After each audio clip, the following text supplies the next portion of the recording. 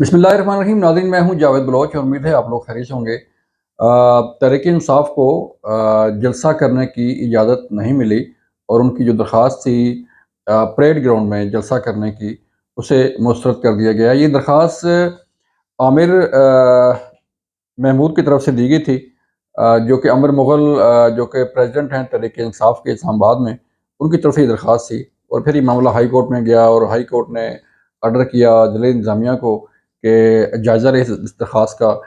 इसका तफ़सीली हम आपको आगाह करेंगे कि किन किन वजूहात की बिना पर ये दरख्वास्त जो है वो ख़ारिज हुई है और तहरीक-ए-इंसाफ के क्या मोटिव से कि वो परेड ग्राउंड में जलसा करना चाहती थी। इस पे बात होगी। फिर जो बैकडोर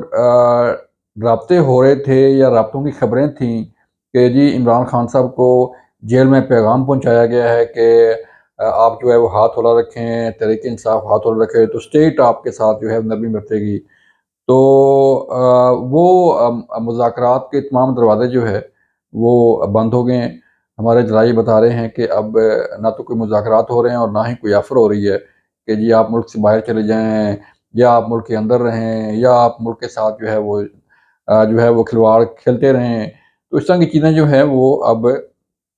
बंद हो गई हैं और सिस्टम ने स्टेट ने एज़ पर लॉ जो है वो अपना काम दिखाना शुरू कर दिया है और कोई कंप्रोमाइज़ जो है वो नहीं किया जा रहा, जो खिलाफ़ कानून चीज़ें हैं उस पे। फिर हम बात करेंगे आपके साथ कि खैबर पख्तूनख्वा असम्बली जो है वो क्यों बंद है और वहाँ पर कानून की धज्जियाँ क्यों उड़ाई जा रही हैं, वहाँ पर आइन की धज्जियाँ क्यों उड़ाई जा रही हैं कि जब आपके इल्म में है कि जो है वो चीज़ें यहाँ पर फैसला हो गया इलेक्शन कमीशन का, फिर पेशावर हाई कोर्ट ने फैसला कर दिया और फिर बाकी कोर्ट की तरफ से भी फैसला आ गया। तो केपी की असम्बली जो है वो क्यों उसका इजलास नहीं बुलाया जा रहा और क्यों जो लोग ओथ लेना चाह रहे हैं या जिनको ये नोटिफिकेशन हो चुके हैं अरकान सूबाई असम्बली की स्पेशल सीट्स पर, उनसे ओथ के लिए क्यों रुकावटें खड़ी की जा रही हैं। अ, सबसे पहले हम चलते हैं कि तहरीक इंसाफ क्यों जलसा करना चाह रही थी यहाँ पे या क्यों जलसा करना जा रही है यहाँ इस्लामाबाद में परेड ग्राउंड में या जिना एवेन्यू पे। उसकी जो वजूहात हैं, एक तो ये है कि जो डोनाल्ड लू का बयान था उसको तहरीक इंसाफ ने यहाँ पे उछालना था और इस पर एक नया नैरेटिव जो है वो बिल्ड करने की कोशिश की जा रही है और डोनाल्ड लू को भी झूठा करार दिया जा रहा है, अमेरिका अमेरिका को भी झूठा करार दिया जा रहा है और जो पाकिस्तानी हुकूमत है उसको भी इसमें इन्वॉल्व किया जा रहा है कि जो डोनाल्ड लू की स्टेटमेंट थी वो जो है वो कौमी यहाँ पर हुकूमती जो लोग हैं उनके इमा पर या उनके साथ रब्ते के बाद जो है वो ये दी गई है। अब इसके साथ साथ जो है वो तहरीक इंसाफ का ये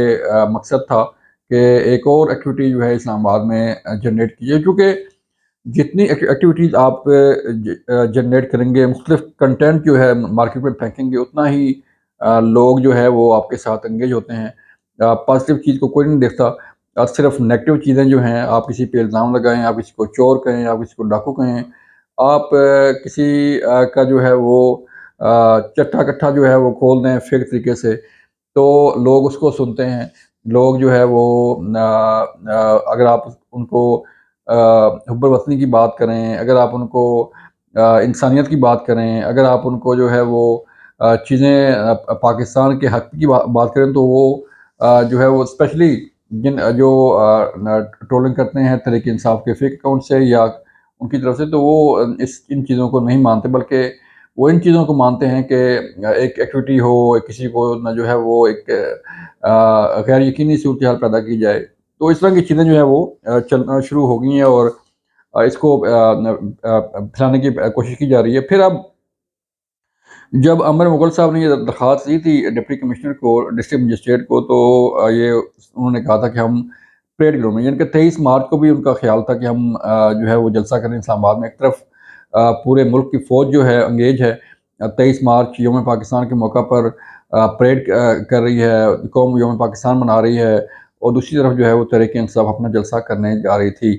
پھر بعد میں کوئی کسی نے مشورہ دیا تو بعد میں تاریخ جو ہے وہ 30 مارچ کر دی گئی، اور پھر 30 مارچ جو ہے وہ بھی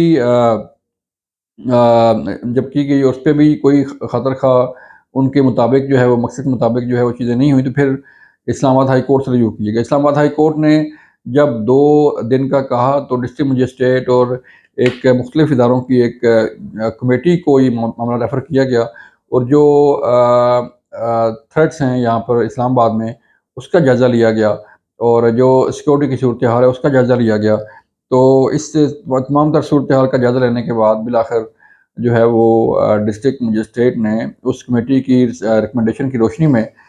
یہ فیصلہ کیا کہ تحریک انصاف کو جلسہ کرنے کی اجازت نہ دی جائے۔ لیکن اس کے باوجود تحریک انصاف جو ہے وہ پھر بار بار یہ کوشش کر رہی ہے کہ وہ جلسہ کریں اور آگے چل کے جو ہے وہ چیزیں کریں، لیکن دیکھتے ہیں کہ یہ جلسہ کب اور کیسے ہوتا ہے۔ لیکن ایک اور چیز جو ہے وہ سامنے آ رہی ہے کہ کے پی حکومت نے سی ایم کے پی نے اور اسپیکر نے اسمبلی کیوں بند کر دی ہے؟ جو اسپیشل سیٹ پر لوگ منتخب ہوئے تھے اور ان کا نوٹیفیکیشن جو ہے وہ الیکشن کمیشن نے جاری کیا تھا، ان کو حلف جو ہے وہ نہیں اٹھانے دیا جا رہا، اور معاملہ جو ہے اب یہاں تک پہنچ چکا ہے کہ اسمبلی کو تالے لگ گئے ہیں، اور نہ تو اسمبلی کا اجلاس بلایا جا رہا ہے اور نہ ہی جو ہے ان لوگوں سے حلف لیا جا رہا ہے جو جن کو نوٹیفائی کیا گیا تھا۔ اس کا مطلب یہ ہے کہ جو بزنس ہے اسمبلی کا وہ بھی ختم، وہ بھی ٹھپ، اور حکومت کی جو امور ہیں اسمبلی کے اندر وہ بھی ٹھپ، اور تمام اپنا جو نظام ہے وہ اسٹک ہو گیا ہے کہ جی ان لوگوں سے حلف نہیں لینا، چاہے جو مرضی ہو جائے، نہ ہی اجلاس ہونا۔ حالانکہ گورنر بار بار کہہ رہے ہیں کہ ان کو اپنا حلف لیا جائے، اجلاس بلایا جائے، لیکن اسپیکر کے پی اسمبلی جو ہے اس معاملے میں وہ کوئی نہیں سن رہے، اور نہ ہی جو ہے وہ اب تک کی صورتحال کے مطابق جو ہے وہ اب بھی کے پی اسمبلی کے اندر تالے ہیں، اور کسی کو جو ہے وہاں پر جانے کی اجازت نہیں ہے۔ یہ ایک کے پی اور وفاق کے درمیان ایک تناؤ کہہ لیں، ایک کھینچا تانی کہہ لیں، اور اپنی 1.5 انچ کی مسجد جو ہے وہ بنا کے بیٹھنا کہہ لیں، تو یہ وہ صورتحال ہے۔ اور سی ایم کے پی بھی بار بار علی امین گناپور صاحب بھی جو ہے وہ بار بار کبھی تو جب ملتے ہیں وزیر اعظم کو وزیر اعظم ہاؤس میں جا کے تو اس وقت تعریف نہیں کرتے ہیں، اور جب باہر میڈیا پر آتے ہیں تو اس وقت کہتے ہیں جی تو فارم 47 والے وزیر اعظم ہیں، ہم ان کو مانتے نہیں ہیں، لیکن جو صورتحال ہے اس کے مطابق ان کو ماننا پڑے گا۔ اب جو صورتحال ہے ایک اور کہ تحریک انصاف کے بانی چیئرمین عمران خان کے ساتھ جو ڈائلاگ ہو رہے تھے یا خبریں آ رہی تھیں کہ جی کوئی بیک ڈور رابطے کیے جا رہے ہیں کہ انہیں ملک سے باہر بھیج دیا جائے، یا انہیں جو ہے وہ کسی اور جیل بھیج دیا جائے تو وہ ہاتھ کھلا رکھیں، یا انہیں مزید فیسیلیٹیٹ کیا جائے،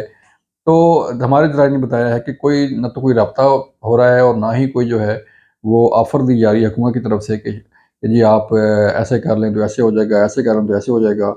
صورتحال وہیں کی وہیں ہے، اور اسٹیٹ نے یہ فیصلہ کیا ہوا ہے کہ جو بھی